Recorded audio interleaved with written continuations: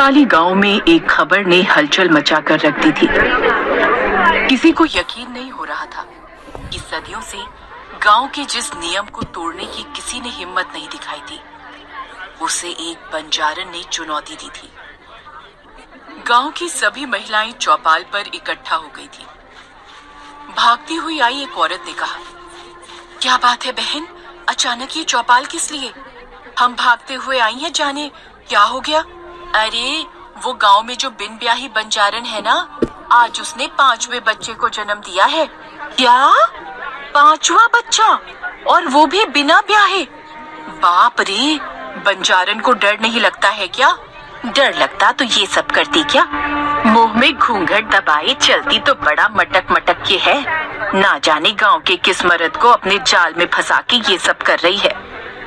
पूरे गांव में बंजारन के 5वें बच्चे का शोर था।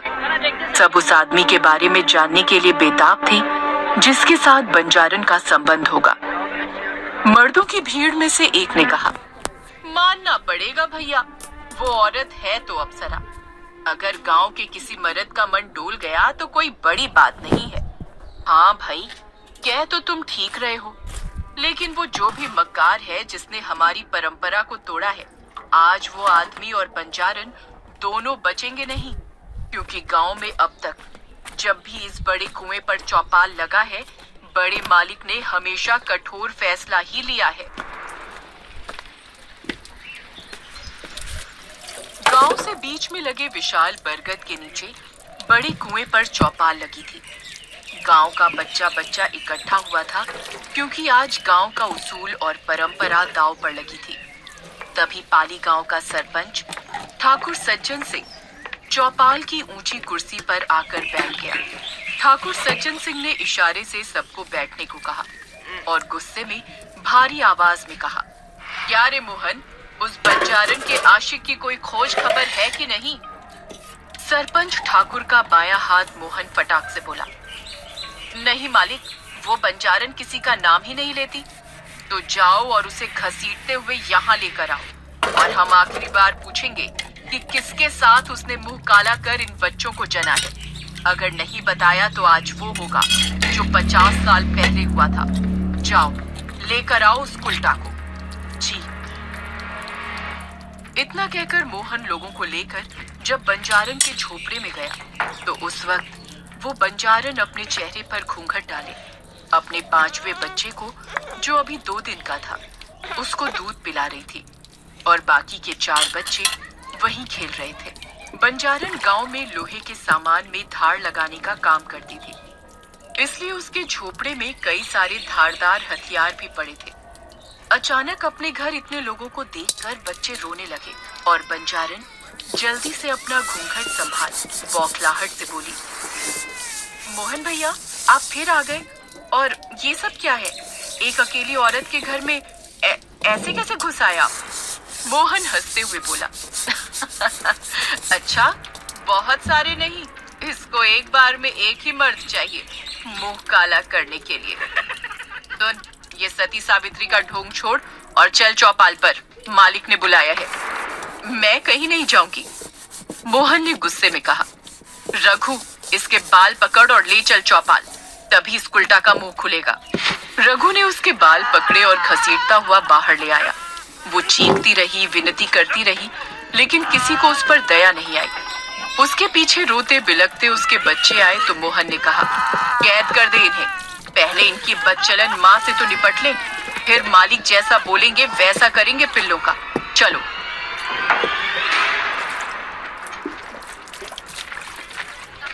चौपाल पहुंचते ही रघु और मोहन ने बंजारन को ठाकुर के आगे पटक दिया। ठाकुर को बंजारन का आधा चेहरा ही दिख रहा था, और आधे चेहरे में हमेशा की तरह उसने घूंघट डाल रखा था। ठाकुर ने उसके माथे पर अपनी छड़ी टिकाते हुए कहा, तो तू नहीं बताएगी उस आदमी का नाम? देख, मैं आखिरी बार पूछ रहा हूँ, हमारे एहसान का मान नहीं रखा तूने।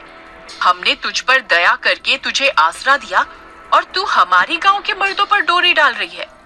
बंजारन किसी तरह उठकर बैठती हुई बोली, मालिक, मैं आपके एहसान की कर्जदार हूँ, इसीलिए आपसे झूठ नहीं बोल रही। मैंने किसी पर डोरे नहीं डाले। तू जानती है हमारी पाली परंपरा के बारे में। अगर कोई विवाहित या अविवाहित मर्द किसी स्त्री के साथ अवैध संबंध बनाए तो उसे और उस औरत दोनों को मृत्यु दंड दिया जाता है।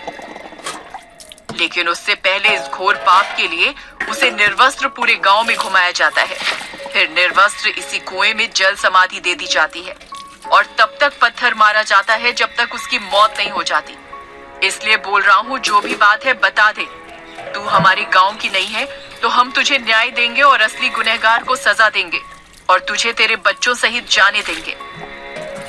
बंजारन ने हाथ जोड़कर ना में गर्दन हिलाई तो ठाकुर गुस्से में बोला, इसका मतलब तू कहीं और से पाप लेकर आती है और यहाँ पैदा कर रही है ताकि हमारे गांव की पवित्रता नष्ट हो, और इसका एक ही दंड है। सज्जन सिंह के ऐसा बोलते ही बंजारन की आंखों में खौफ दिखने लगा। वो गिड़गिड़ाती हुई बोली, नहीं नहीं, ऐसा मत करो, ये अनर्थ मत करो, मेरी बात पर विश्वास करो। ठाकुर अपने आदमियों से बोला, रघु, हरिया, मोहन, पहले इसके नाखून को उखाड़ो, फिर इसके बाल काट लो और इसी बरगद के पेड़ में लटका दो। मोहन और उसके आदमी बंजारन पर झपट पड़े और उसके हाथ और पैर के सारे नाखून निकाल उखाड़ लिए। वो पूरी ताकत से चीखी लेकिन किसी ने उस पर दया नहीं दिखाई। उसके दोनों हाथ रस्सी से बंधे और कुएं के ऊपर वाली बरगद की डाल से बांध के उसे लटका दिया। ठाकुर ने बंजारन का पल्लू खींचते हुए कहा, तब देख लो आखिरी बार इसे।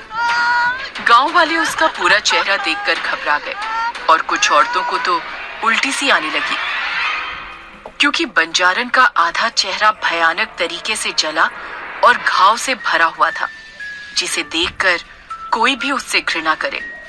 गांव की औरतें आपस में बातें करने लगी, ये तो बाएं से देखो तो अप्सरा और दाएं से देखो तो चुड़ैल है।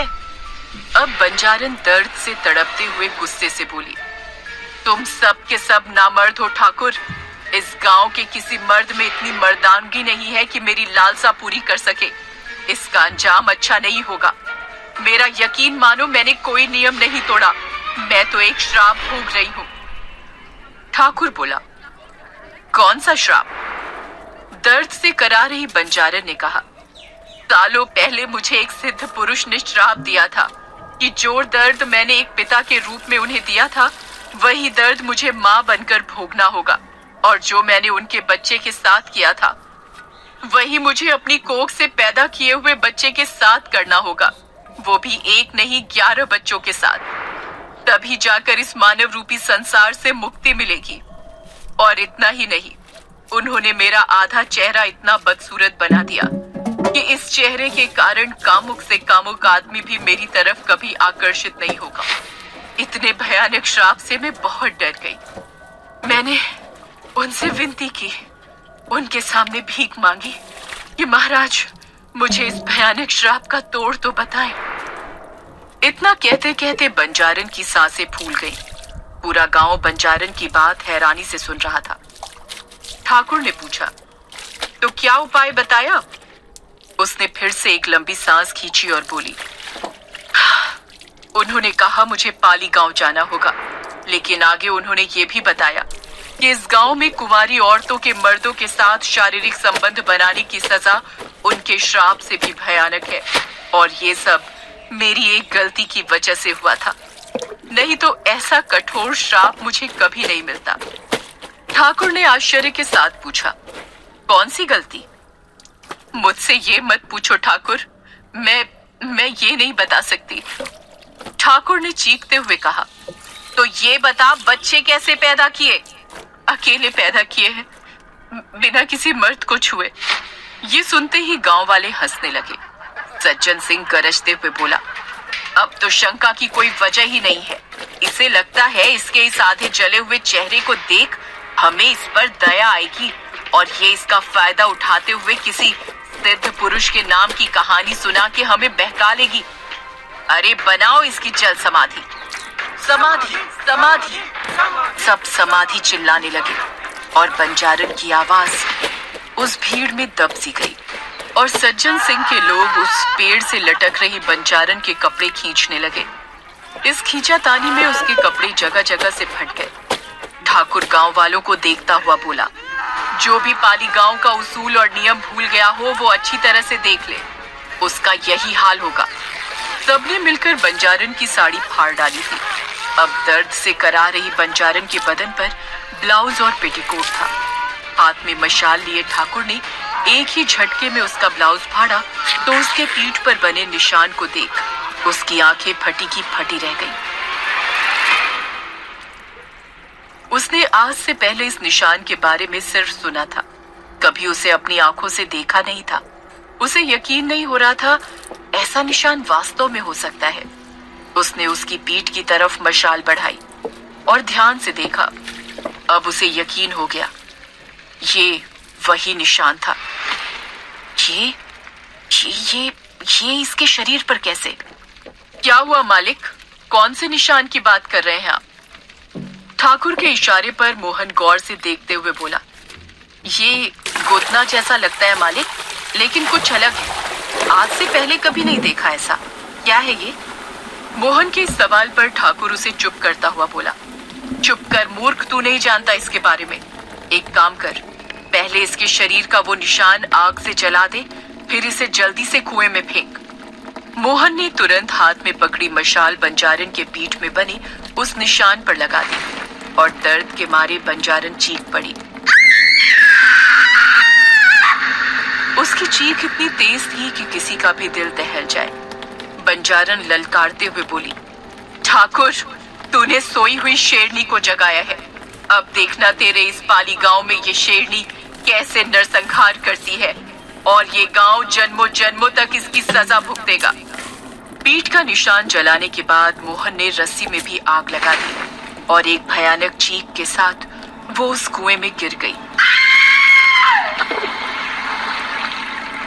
लेकिन ये तो उसकी सजा की शुरुआत थी। गांव वालों ने उस कुएं में गिरी बंजारन को पत्थर मारना शुरू कर दिया और हर पत्थर लगने के साथ कर्कश चीख सुनाई दे रही थी। काफी देर बाद जब उसकी चीखें सुनाई देना बंद हो गई, तब सब समझ गए वो अब मर गई। ठाकुर और मोहन तुरंत भागते हुए बंजारन की झोपड़ी गए, उसके बच्चों के पास। जब वहां सब पहुंचे तो सब हैरान रह गए, क्योंकि सब के सब बच्चे गायब थे। 25 साल बाद पाली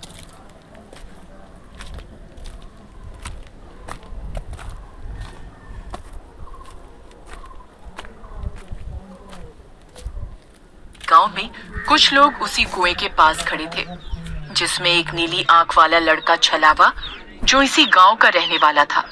वो कहता है, ये वही कुआं है जिसके बारे में आपने लोगों के मुंह से सुना है। छलावा ने जब ये बात कही तो उसके बगल में खड़े ध्रुव, विक्की और अनन्या को यकीन ही नहीं हो रहा था कि जिस बात को कहानी मानकर वो लोग यहाँ आए थे वो महज कहानी नहीं बल्कि सच है। विक्की का पुश्तैनी घर इसी गांव में था, इसलिए वो विक्की के कॉलेज फ्रेंड ध्रुव और अनन्या विक्की से अक्सर इस गांव के बारे में और उसकी कहानियों के बारे में सुनते रहते थे। ध्रुव ने उत्साहित होते हुए कहा, क्या तुम सच कह रहे हो छलावा? मेरा मतलब है सच में उस औरत को जिंदा जल समाधि दे दी गई? छलावा मुस्कुराता हुआ बोला, और नहीं तो क्या, आप शहरी लोग इन सब बातों को हल्के में लेते हैं, लेकिन जब सच्चाई से सामना होता है ना, तब पता चलता है। ध्रुव के मन में कई सवाल चल रहे थे। उसने पूछा, यार वो उसके नाखून क्यों निकाल लिए थे? छलावा ने कहा, कहते हैं अगर जिंदा इंसान के शरीर से अगर मरने से पहले नाखून और बाल निकाल लिए जाए तो उसकी आत्मा चाहकर भी कभी भटकती नहीं है, वो पूरी तरह से शांत हो जाती है।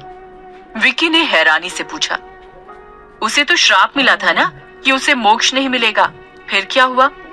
छलावा ने मुस्कुराते हुए कहा, बस इतना समझ लो बाबू, तांडव हुआ था, तांडव।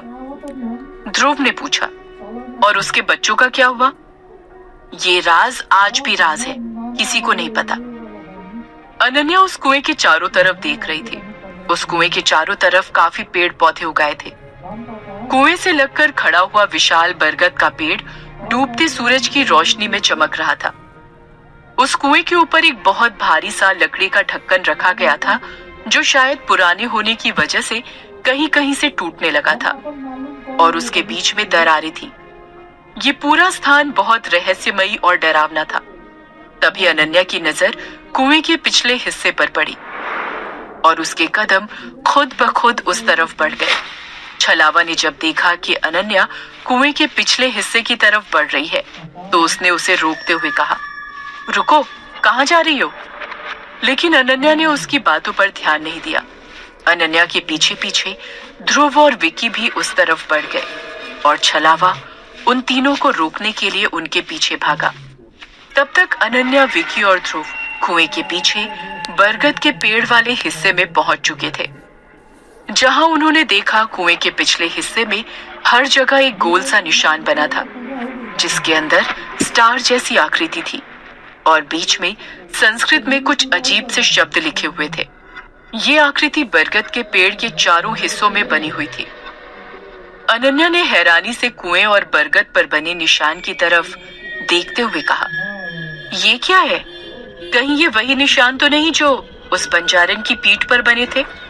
छलावा ने उन्हें समझाते हुए कहा, अरे मैडम, वो निशान तो अलग था, ये निशान तो वशीकरण के हैं। वशीकरण? सबने एक साथ पूछा, ये वशीकरण क्या होता है? छलावा ने उन्हें समझाते हुए कहा, ये वशीकरण वाला निशान तब बनाया जाता है जब हमें किसी आत्मा का वशीकरण करना होता है। मतलब? आत्मा का नाम सुन अनन्या अब थोड़ा थोड़ा डरने लगी थी, इसलिए वो ध्रुव के बिल्कुल पास जाकर खड़ी हो गई। ध्रुव ने जब देखा अनन्या घबरा रही है तो उसने धीरे से कहा, हे, तुम घबरा क्यों रही हो? भूल गई क्या? हम यहाँ यही सब जानने तो आए थे। विकी इन दोनों की बात बड़े ध्यान से सुन रहा था और फिर उसने अपना मोबाइल निकाला और फ्लैश जलाकर उस कुएं के ऊपर रखे ढक्कन की दरार के बीच से झांकने की कोशिश करने लगा। तो छलावा ने उसे रोकते हुए कहा, ये क्या कर रहे हो? अगर गांव के किसी इंसान ने तुम्हें कुएं के इतने नजदीक देख लिया तो गजब हो जाएगा। देखो, यहाँ की जो भी जानकारी थी वो मैंने तुम लोगों को दे दी। अब चलो यहाँ से, रात होने वाली है। अनन्या को पता नहीं क्यों उस औरत से हमदर्दी होने लगी थी और उसने छलावा से पूछा, तुमने ये नहीं बताया कि आखिर उस औरत ने वो 5 बच्चे कैसे पैदा किए थे? अनन्या के इस सवाल पर छलावा ने कुएं की तरफ देखते हुए कहा, गांव के लोग तो कहते हैं उसके नाजायज संबंध थे, लेकिन गांव के किसी मर्द में इतनी हिम्मत नहीं थी कि वो गांव का उसूल तोड़े।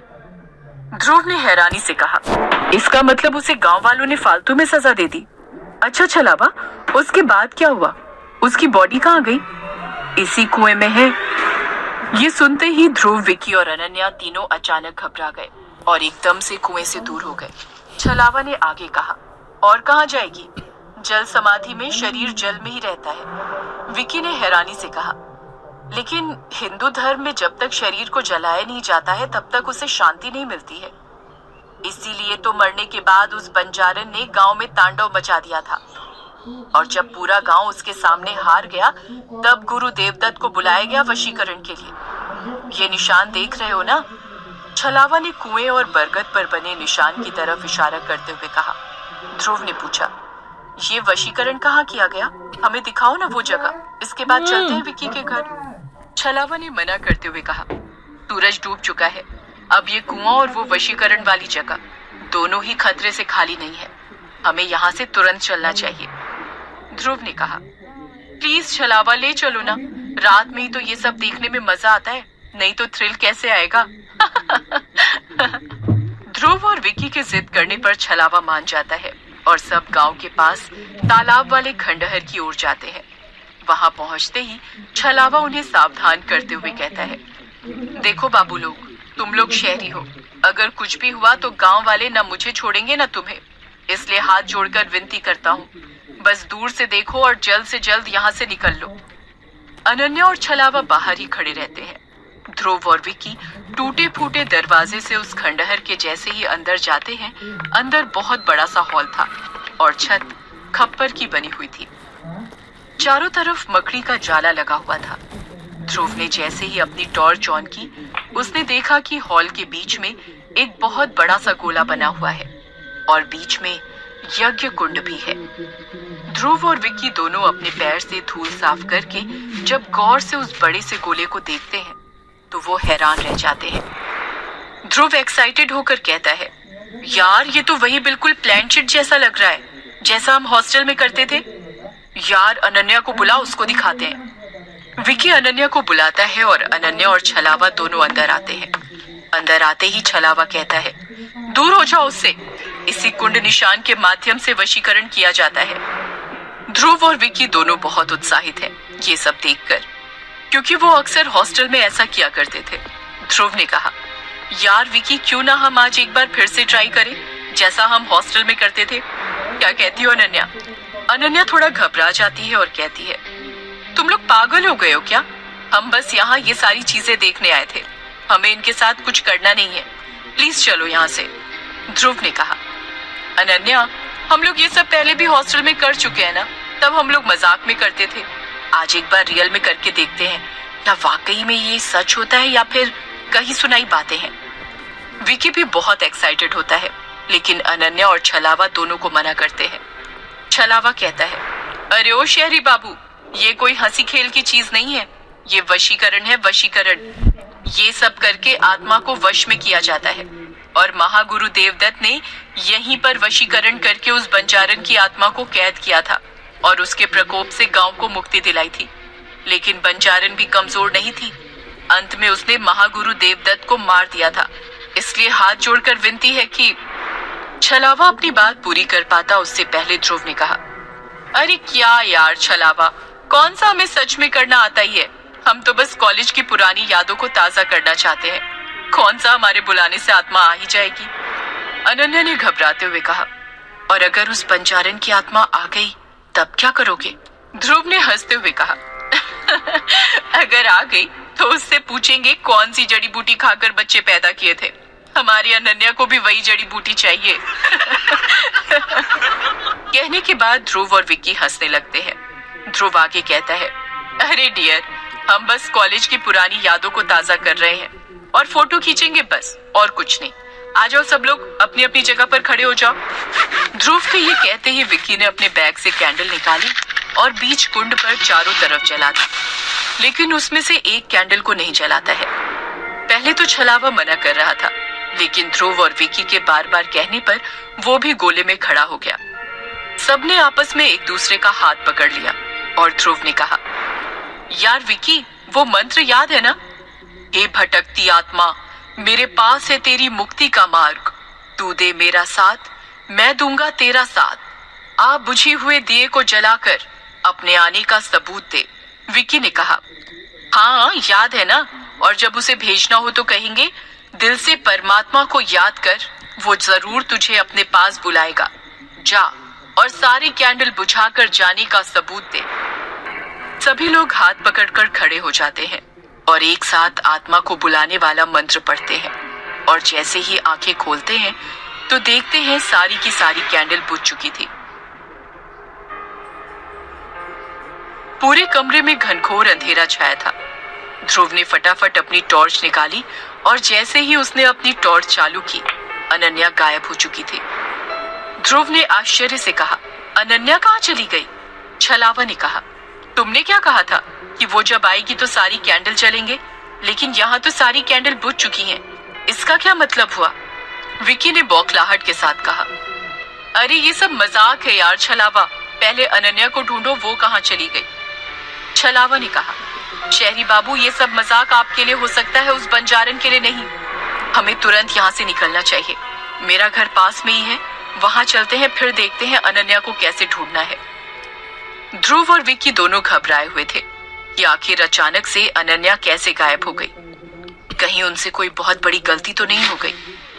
वो भागते हुए छलावा के घर के पास पहुंचे तो वहां जो उन्होंने देखा, उन्होंने सोचा भी नहीं था। अनन्या छलावा के घर के पास एक गोल घेरे में बैठी हुई थी।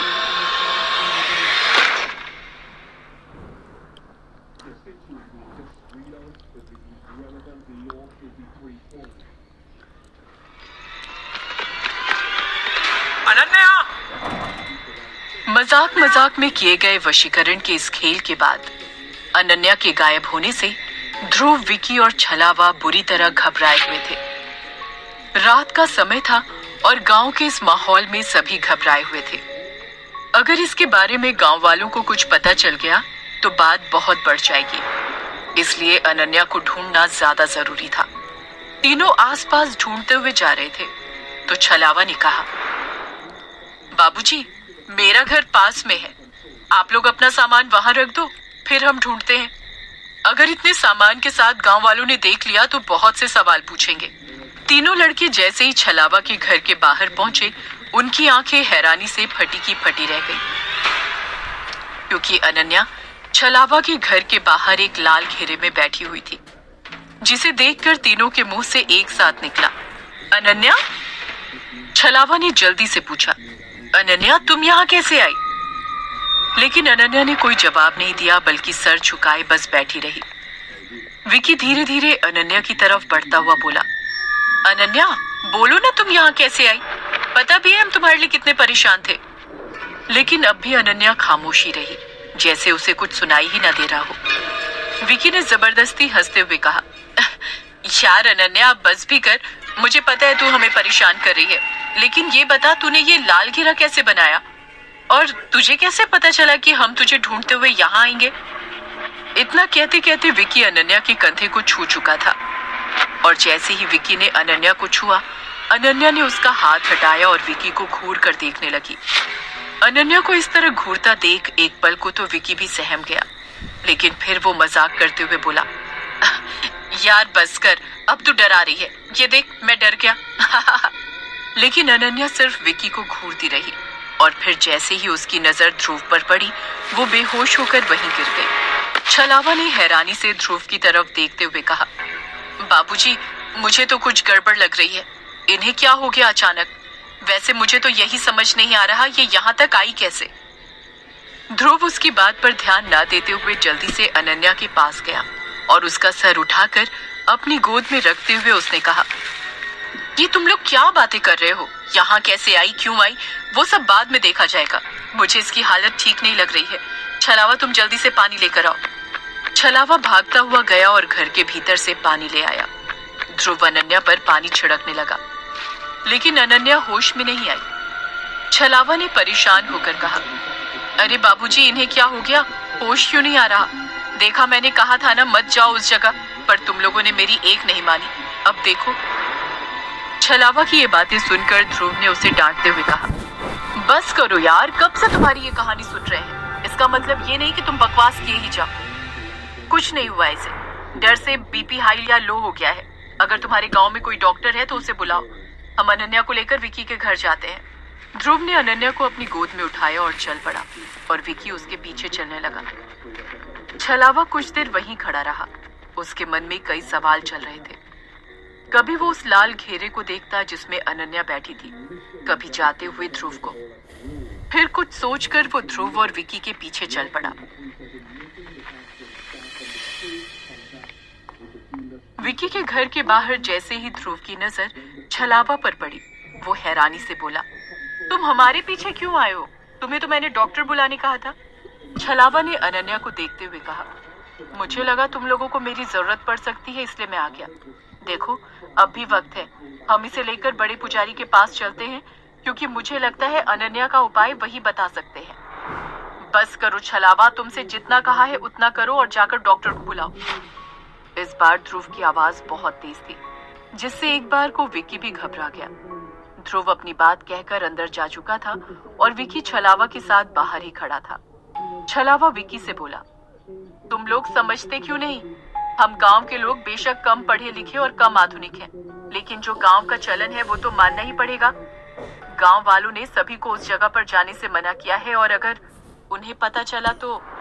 विकी छलावा के कंधे पर हाथ रखता हुआ बोला, यार देख, मैं तेरी बात समझता हूँ, लेकिन ध्रुव अनन्या से बहुत प्यार करता है और वो इन सब बातों को नहीं मानता है, इसलिए एक बार आज तू उसकी बात मान ले।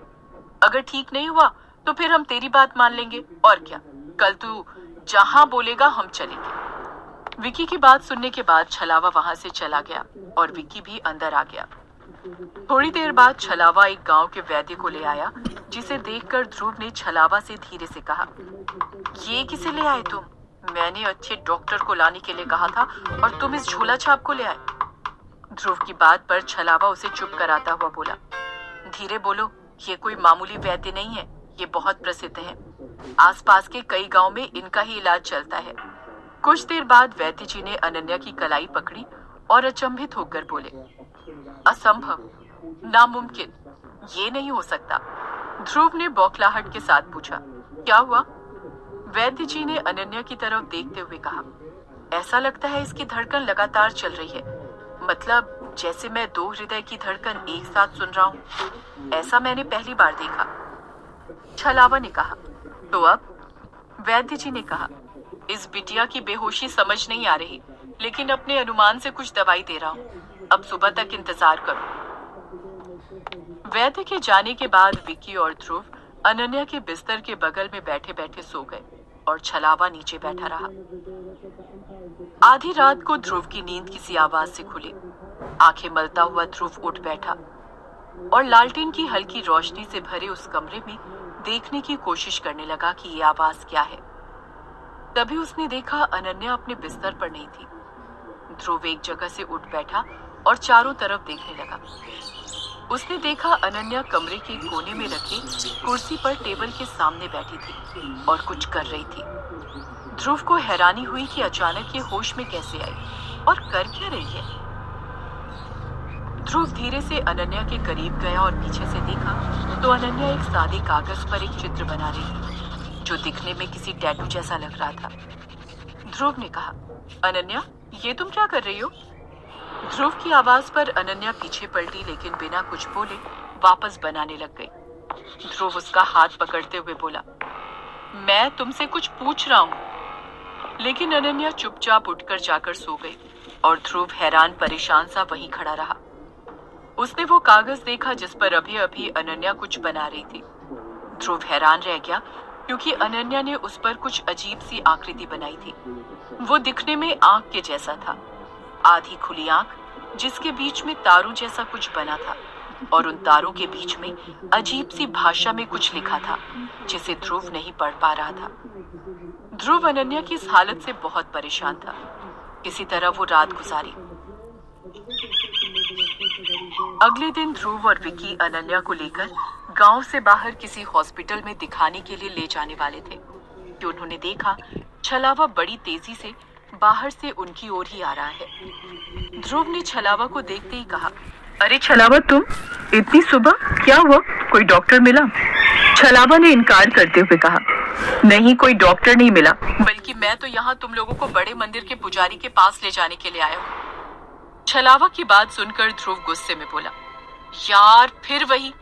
छलावा, मुझे इन सब दकियानूसी बातों पर यकीन नहीं है, तो तुम बार बार क्यों वही बातें करते हो? इस बार विकी ने छलावा का साथ देते हुए कहा, यार ध्रुव, हमने वैद्य से तो दिखा लिया है और हमें डॉक्टर के पास तो जाना ही है, तो क्यों ना हम एक बार छलावा की बात भी माने और पुजारी जी से मिल लें। इसी बहाने मंदिर में दर्शन भी हो जाएंगे। अब ये मत कहना कि तू भगवान को भी नहीं मानता। ध्रुव ने एक नजर अनन्या को देखा जो अभी भी गुमसुम सी खड़ी थी। उसे देखकर ध्रुव ने कहा, ठीक है। उसके बाद ध्रुव, विकी और छलावा अनन्या को लेकर बड़े मंदिर की तरफ निकल गए। वह मंदिर पाली गांव के दक्षिण पहाड़ी पर स्थित एक बहुत पुराना काली माता का मंदिर था। ये चारों मंदिर के प्रांगण में जैसे ही पहुंचे थे कि उन्हें सामने से मंदिर के बड़े पुजारी आते दिख गए। उन्होंने छलावा को देखते ही कहा, छलावा, क्या ये वही लोग हैं जिनके बारे में तुम मुझसे बात करके गए हो? पुजारी जी के ऐसा कहने पर ध्रुव ने हैरानी से छलावा की तरफ देखा और बोला, छलावा, तो क्या सुबह सुबह तुम यहीं आए थे? छलावा ने जवाब दिया, हाँ, वो क्या है, पंडित जी मुझे बहुत मानते हैं। जब भी कोई परेशानी होती है तो मैं इनके ही पास आता हूँ, इसलिए मैं यहाँ आया था। पंडित जी ने कहा, अब तुम समय बर्बाद मत करो, आओ। इतना कहकर वे लोग मंदिर के प्रांगण में चले गए। मंदिर के भीतर आते ही अनन्या के चेहरे पर एक अलग ही सुकून था, जैसे पहले हमेशा रहता था। अनन्या ने बाकी सब की तरह मंदिर में माता को प्रणाम किया और सबके साथ मंदिर के बाहर प्रांगण में बैठ गई। पुजारी ने अनन्या को गौर से देखा और ध्रुव की तरफ देखते हुए पूछा, छलावा ने मुझे सारी बातें बताई थी, कैसे तुम्हारी ये दोस्त बेहोश हो गई और उसके बाद से उसकी क्या स्थिति है।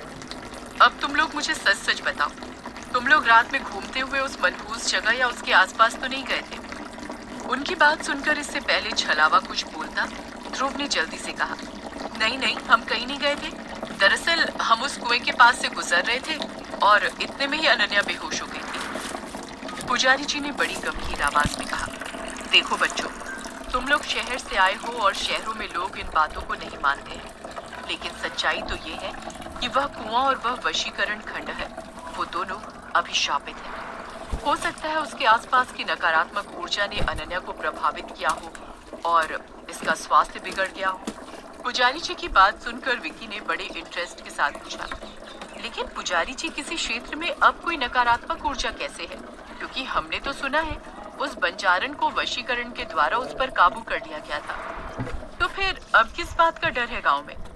विकी की बात सुनकर पुजारी जी मुस्कुराहट के साथ बोले, क्योंकि दूध का जला छाछ भी फूंक फूंक कर पीता है, ये कहावत तो सुनी ही होगी। बस कुछ ऐसा ही हाल इस गांव का है। हमने देखा है उस बंजारन के तांडव को। वो बहुत शक्तिशाली आत्मा थी, इतनी कि उसके वशीकरण में मेरे दोस्त देवदत्त की जान चली गई और उसने जाते जाते उसे कैद कर ही दिया। लेकिन फिर भी अमावस्या की रात उस औरत की शक्तियां बढ़ जाती है, इसलिए हमने उन दोनों जगहों पर प्रवेश वर्जित कर रखा है। जाने क्यों ध्रुव को इन बातों को सुनकर कुछ अलग सा महसूस हो रहा था, इसलिए उसने बात को आगे जारी रखते हुए कहा, पंडित जी, मैं इन बातों को मानता तो नहीं हूँ, लेकिन मन में और जानने की इच्छा है कि आखिर उस वक्त हुआ क्या था कि वशीकरण की नौबत आ गई और गांव में तब कैसा माहौल था। इस बात पर पंडित जी ने जवाब देते हुए कहा, वो दिन इस गांव के सबसे बेकार दिन थे।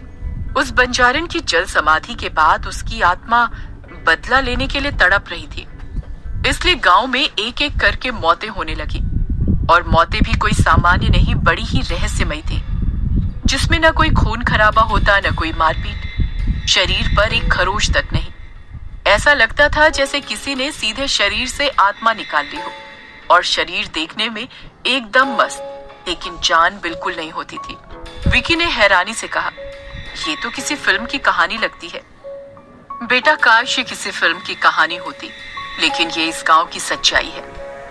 तब हम सब समझ नहीं पा रहे थे कि अब अगली बारी किसकी है, और ऐसे में मैंने और ठाकुर साहब ने हमारे दोस्त देवदत्त की सहायता मांगी। देवदत्त बहुत जाने माने वशीकरण ज्ञाता थे। उस वक्त हमें पता चला कि पुजारी जी आगे कुछ कहते कि तभी गांव से एक आदमी भागता हुआ आया और हाँफते हुए बोला, पुजारी जी, पुजारी जी। पुजारी जी ने उसे इस तरह हाँफते हुए देखकर कहा, अरे श्याम, क्या बात है? तू इस तरह भागता हुआ क्यों आया है? सब कुशल तो है? श्याम नाम का वो आदमी किसी तरह बोला, कुछ कुशल नहीं है पुजारी जी, वो निशान फिर से गांव में देखने को मिला है। उसकी बात सुनकर ध्रुव और विकी एक दूसरे की तरफ देखने लगे। वहीं पुजारी जी ने हैरानी से पूछा, क्या कहा? वो निशान? असंभव, इतने सालों बाद? क्या तुमने ठीक से देखा है ये वही निशान है? कोई धोखा तो नहीं हुआ है ना? उस आदमी ने तुरंत कहा, वो सब हमें नहीं पता पुजारी जी, आप कृपा करिए और जल्दी से मेरे साथ चलिए। श्याम अपने हाथ जोड़ता हुआ बोला तो पुजारी जी ने कहा, हाँ हाँ, चलो चलो चलो बच्चों, तुम लोग भी चलो। पुजारी जी ने ध्रुव, विकी, अनन्या की तरफ देखते हुए कहा। ध्रुव और विकी भी जल्दी जल्दी उनके साथ चलने लगे।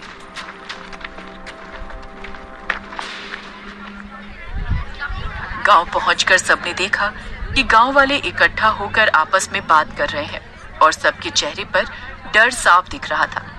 पुजारी जी को देखते ही उन लोगों के मन में एक उम्मीद जागी और गांव का एक आदमी आगे आकर पुजारी जी को प्रणाम करता हुआ बोला, देखिए पुजारी जी, ये विपदा फिर हमारे गांव पर आ गई है, अब हम क्या करेंगे?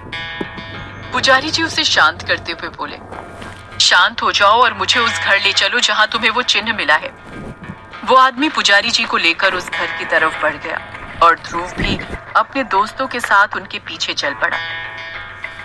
उस घर के बाहर जाकर पुजारी जी हैरानी से बोले, ये घर तो मोहन और रघु का है। इतने में रघु की पत्नी बिंदिया रोते बिलखते हुए बाहर आई और बोली, रक्षा कीजिए पुजारी जी, अब वो चुड़ैल मेरे पति को मारने आई है। मोहन भैया को तो बरसों पहले मार ही चुकी है, अब हमारे परिवार पर फिर कहर बनकर आई है। पुजारी जी बिंदिया को शांत करते हुए घर के दीवार पर बने उस चिन्ह को देखने लगे और ये वाकई में वही चिन्ह था। पुजारी जी गांव वालों से बोले, हाँ ये वही निशान है, लेकिन ये हुआ कैसे? श्याम सुन, जाकर छोटे ठाकुर सुमेर सिंह को बुला लाओ चौपाल पर, हम उनका वहीं इंतजार करेंगे। ध्रुव जो कब से ये सब चुपचाप देख रहा था, आखिर में बोला, ये सब चल क्या रहा है पुजारी जी? मुझे तो कुछ भी समझ नहीं आ रहा है। पुजारी जी चिंतित होकर बोले, समझ तो हमें नहीं आ रहा है कि आखिर वो चिन्ह आया कहां से।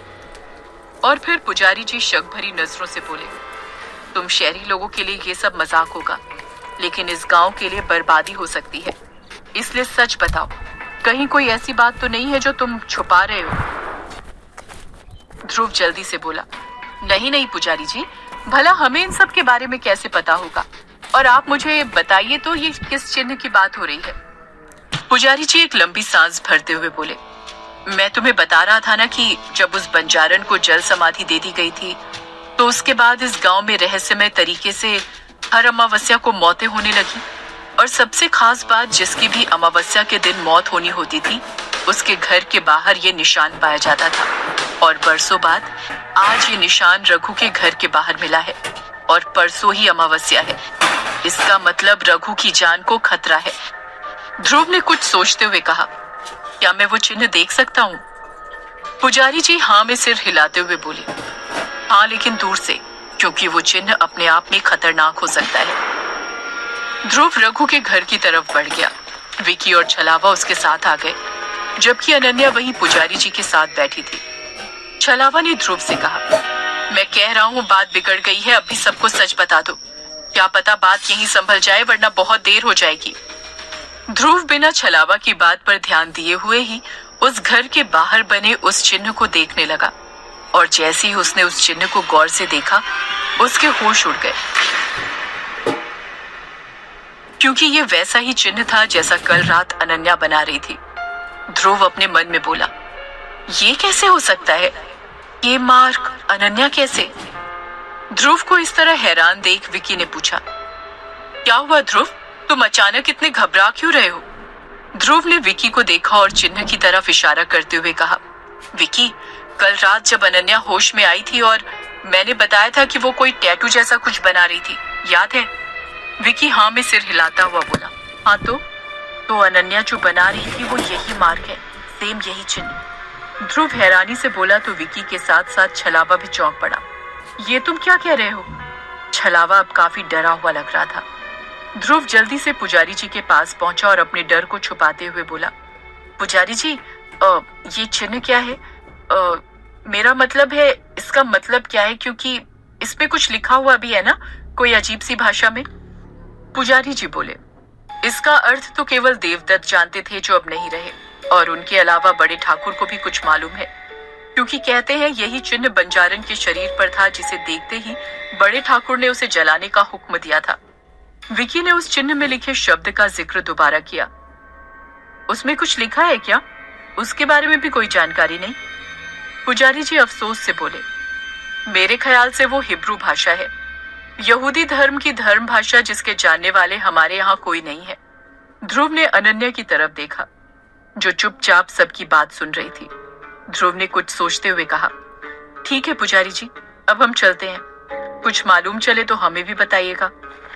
ध्रुव अपने दोस्तों को लेकर वहां से चला गया, लेकिन आधे रास्ते जाकर उसने छलावा से कहा, छलावा, हमें बड़े ठाकुर से मिलना है, क्योंकि एक वही है जिनसे हमें इस चिन्ह का राज मालूम चलेगा।